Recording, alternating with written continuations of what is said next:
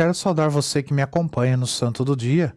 Hoje, dia 24 de outubro, a igreja celebra a memória litúrgica de Santo Antônio Maria Claret.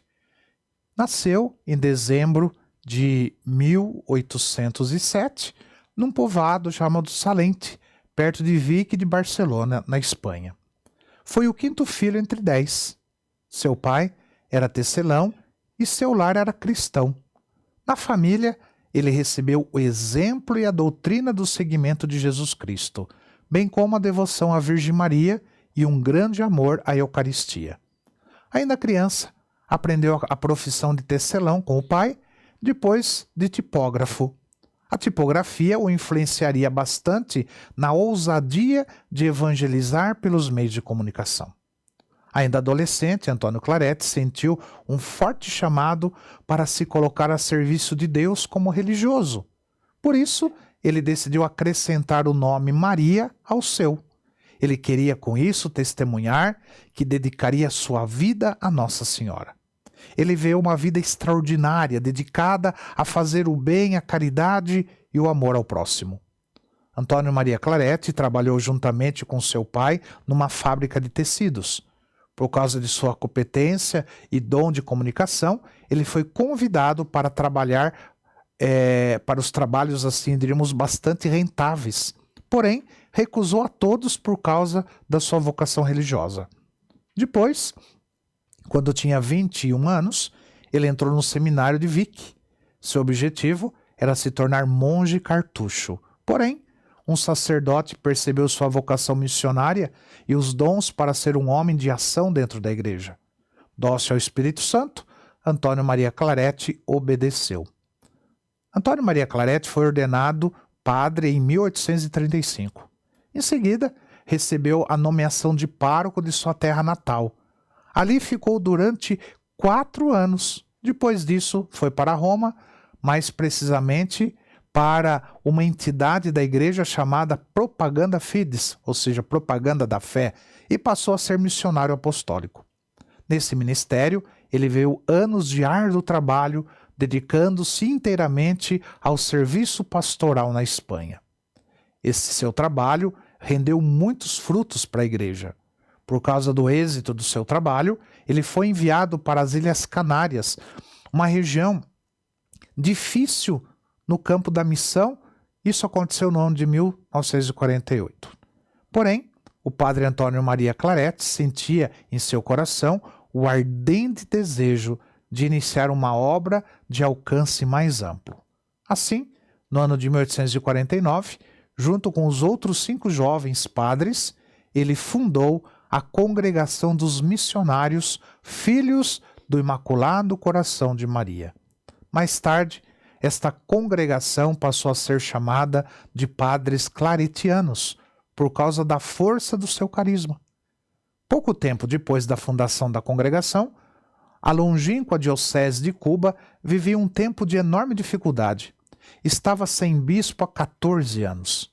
Assim, mesmo no ano da fundação da congregação, Padre Antônio Maria Claret foi nomeado seu arcebispo. Novamente colocou-se a serviço e ficou evidente, que Nossa Senhora jamais o abandonava. Em Cuba, ele passou a ser vítima constante de toda sorte de pressões por parte de lojas maçônicas.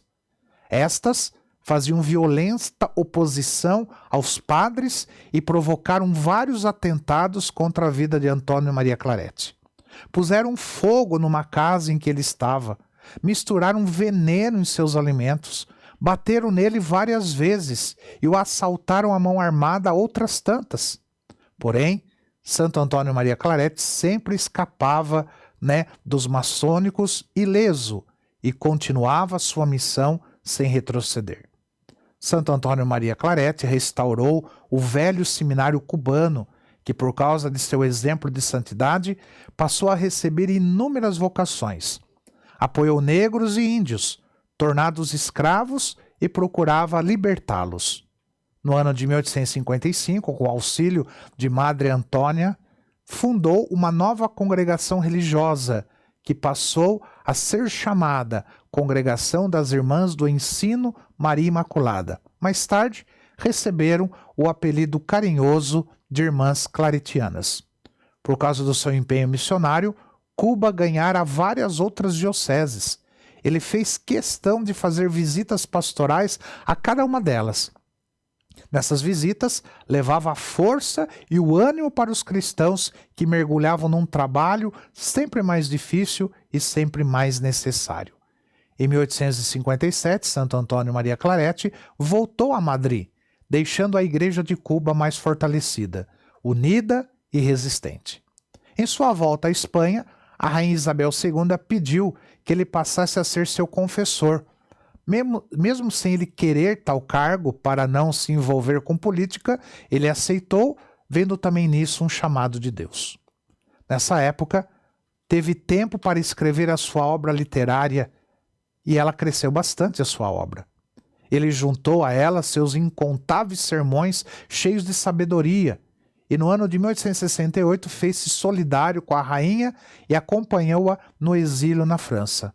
Lá permaneceu junto com a família real. Porém, continuou sua missão apostólica de grande escritor. Na França, achou tempo e forças para redigir a fundação de uma academia destinada aos artistas. Esta obra passou a subsistir sob a proteção de São Miguel Arcanjo. Santo Antônio Maria Claret morreu com a idade de 63 anos. Foi em 24 de outubro do ano de 1870. Ele estava então no mosteiro de Fontfroide, na França. Ele deixou uma numerosa e importante obra escrita, que inspira e dirige almas até os dias de hoje.